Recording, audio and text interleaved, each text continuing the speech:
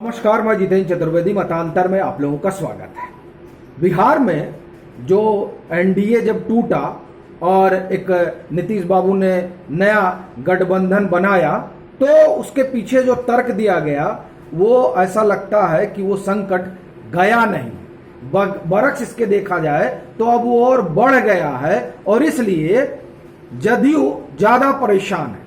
ये जो खबरें आ रही हैं उसके लिहाज से तो यही बात निकल कर आ रही है। सवाल ये है कि आखिर में हुआ क्या है जो ये कहा जा रहा है कि अब ऐसा लगता है कि जो जदयू के मुखिया हैं वो पहले से ज्यादा परेशान है। देखिए, जो पहले गठबंधन था उस गठबंधन से वो अलग इस बात को लेकर हुए कि वहां जदयू के अस्तित्व पर संकट के बादल मंडरा रहे हैं, लेकिन अब वो जो संकट के बादल हैं वो उसमें थे तो कितना मंडरा रहे थे ये एक अलग बहस का विषय है, लेकिन जब से वो महागठबंधन में आए हैं तब से उस पर खतरा ज्यादा बढ़ गया है और ये बात अब खुलकर सामने आने लगी है।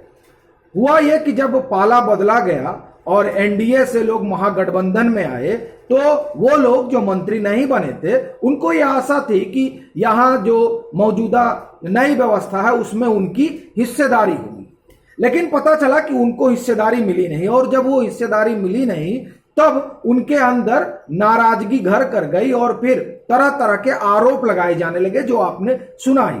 लेकिन बात बस यही नहीं है कि वो मंत्री नहीं बने इसलिए नाराजगी घर कर गई, ये सिर्फ एक धड़ा है। दूसरा धड़ा जो है उसकी अपनी आप ये कहिए कि जातीय अस्मिता वाला जो मसला है वो भी खड़ा हुआ और जिसकी वजह से एक धड़ा जो है उसको लगा कि नहीं अब तो जो है ज्यादा ठीक नहीं होगा। और तीसरी चीज जो है कि ये जो कम से कम जदयू जो कहती है कि वो क्यों हटे एनडीए से, तो उसमें एक बड़ा कारण ये भी बताया जाता है कि दरअसल जो लोग आरसीपी सिंह के संपर्क में रहे माना जाता था कि वो उनको लेकर आरसीपी सिंह जदयू को तोड़ सकते हैं। तो अब तो आरसीपी सिंह जदयू में है नहीं और ना जदयू एनडीए में है, लेकिन फिर भी उस टूट का खतरा अभी तक गया नहीं। तो ये जो तमाम चीजें हैं ये जाहिर तौर पर समस्या का सबब बनी हुई हैं जदयू के मुखिया के लिए। और दूसरी बात जो इसमें है वो एक छवि वाला मसला है।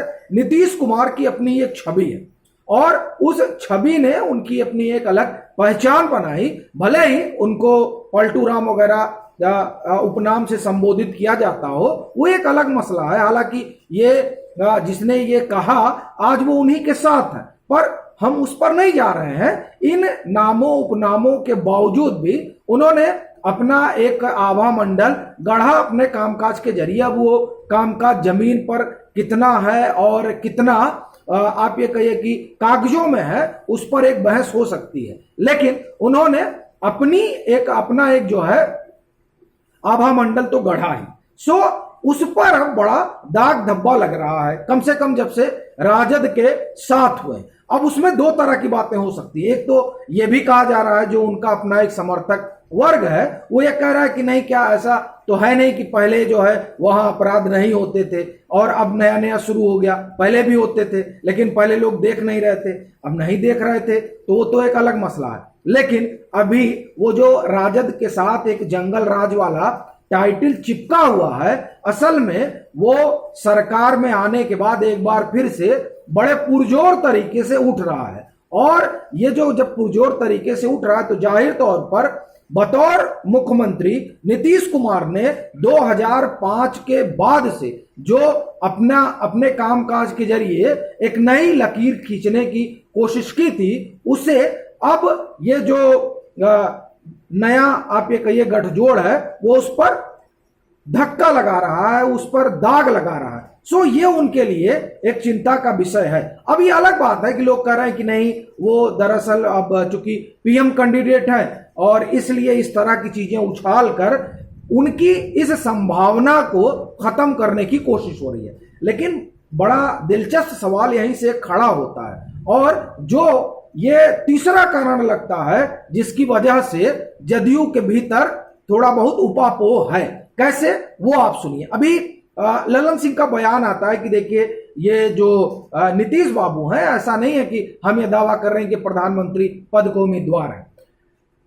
अब इसके पहले क्या था अभी यही ठहरिए, इसके पहले हम आपको लेकर चलते हैं जब गठबंधन टूटा और शपथ ग्रहण हुआ, उसके बाद में जो कहा गया कि जो 14 में आए हैं उनको 24 में नहीं आने दें, तो जाहिर तौर पर वो एक इस तरीके का संदेश और संकेत देना था कि नहीं, हम जो है उसकी अगुवाई की जाएगी और जो मौजूदा नेतृत्व है उसे चुनौती दी जाएगी। और आपको ये भी ध्यान होगा कि उस समय ललन सिंह बकायदे सीट वगैरह भी गिनकर बता ही रहे थे कि बस 40 सीट तो हराना है, 85 सीट तो हराना है, तो उसमें बिहार भी है, छत्तीसगढ़ भी है, माफ करिए झारखंड भी है, बिहार है, झारखंड है और पश्चिम बंगाल है और ये अपना उत्तर प्रदेश है, तमाम वो गिना रहे थे कि कैसे कैसे सीटें कम की जा सकती हैं। लेकिन अभी वो बयान में कहते हैं कि नहीं, वो उम्मीदवार नहीं है अगर विपक्ष चाहे तो। अब देखिए विपक्ष का किस तरह से रुख है, ये जो है जाहिर तौर पर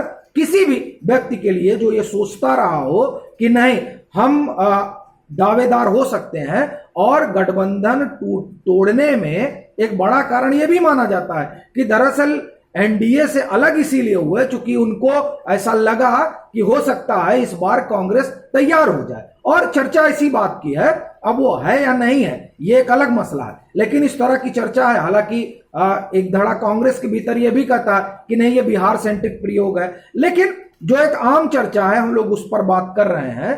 तो एक इस संभावना के साथ भी वो गठबंधन से अलग हुए कि हम चेहरा बन सकते हैं।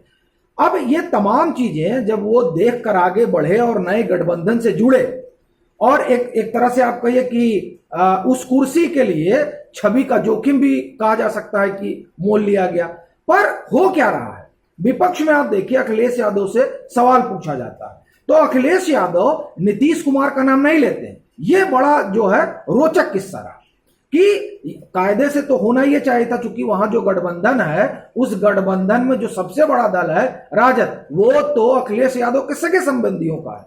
तो क्या ये जो कहा जा रहा था कि नहीं हम यहां भी जोड़ लेंगे, और खूब चला भी था कि अब दोनों भतीजे मिलकर चाचा को पीएम बनाएंगे, तो जो यहां वाले भतीजे हैं उत्तर प्रदेश वाले, उन्होंने तो जब प्रधानमंत्री पद वाला नाम लिया गया तो उन्होंने नीतीश बाबू का नाम नहीं लिया, उन्होंने केसीआर का नाम लिया, उन्होंने ममता दीदी का नाम लिया, उन्होंने शरद पवार का नाम लिया, ये 3 नाम लिया, लेकिन उसमें नीतीश बाबू का नाम नहीं था। तो इससे एक चीज तो स्पष्ट हो गया कि समाजवादी पार्टी क्या सोचकर चल रही है। एक तो ये हुआ। दूसरा आप देखिए कि अरविंद केजरीवाल ने तो बाकायदे बुधवार को झंडा वंडा फहराकर, मतलब झंडा वंडा लहराकर और एक तरीके से राष्ट्र के नाम संबोधन वगैरह देकर उन्होंने ये बात तो स्पष्ट कर दी कि उनकी अपनी क्या महत्वाकांक्षा है।